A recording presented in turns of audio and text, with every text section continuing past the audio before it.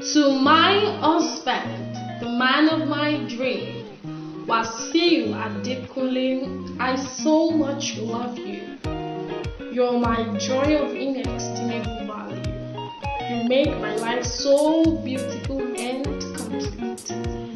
The most handsome husband in the whole wide world. You're a blessed man, my husband.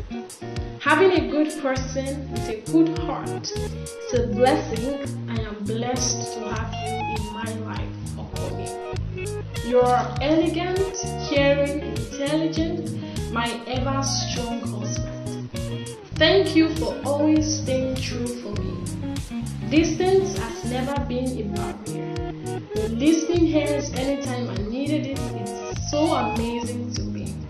You're supportive, caring, loving, God-fearing, hardworking, organized, selfless, and most of it, you are a good husband. On this special day of love, I wish you, my husband, happy Valentine's Day.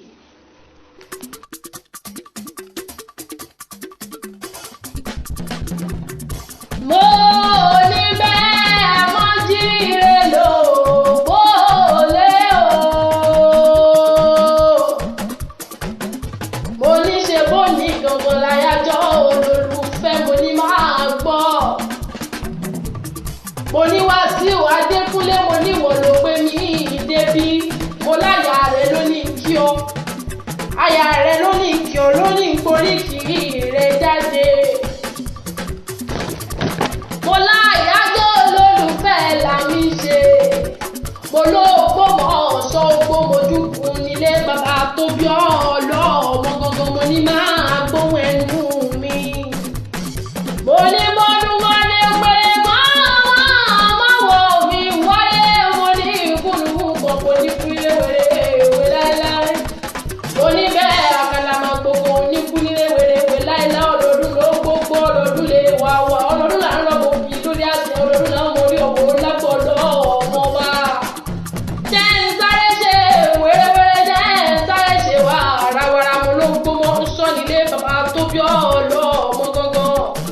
Ògbómọ̀ṣọ́ àjílété o, mo ní ibi wọ́n gbé ń jẹ àkàn tó mú kanyan ganlé.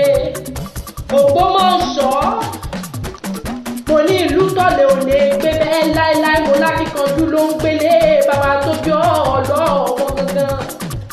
Mo ní ṣèbó gbóyè ẹlẹ́mọ̀ sọ̀lẹ̀ sọ̀dọ̀ Ògbómọ̀ṣọ́ o. Ògbómojúkun gbó ṣẹ́ẹ̀gì ṣẹ́ẹ̀gì ṣẹ́ẹ̀gì. Ògbésù ti ń jiyàn. Ọmọ ògbólógbò ibi wọ́n gbé ń jẹ kàákan tó mú kan yanganlé.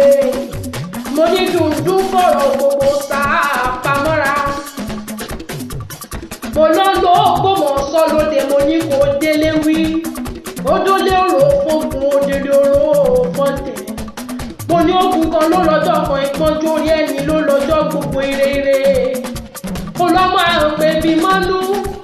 Ọmọ apẹ̀bí mọ́nú ni wọ́n nílé bàbá tó bí ọlọ́mọ Ògbómọ̀ṣọ́ Ògbómojúkun gbó ṣẹ́ẹ̀gì ṣẹ́ẹ̀gì.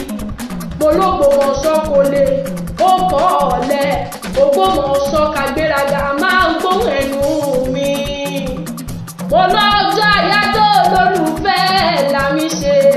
Mo níyàwó rẹ̀ ní kí n wí fún wípé òun nífẹ̀ẹ́ rẹ̀ gidigidi. Mo nífẹ̀ẹ́ yóò wá ní tí, ìfẹ́ yóò ní tẹ́ lágbára ṣe. Mo lẹ́ máa ń gbogbo papọ̀ lágbọ̀lọ́ ọba. From Tianke Voices, we wish you happy Valentine's Day. Ìrèrè bẹ́ẹ̀ lójú owó rí.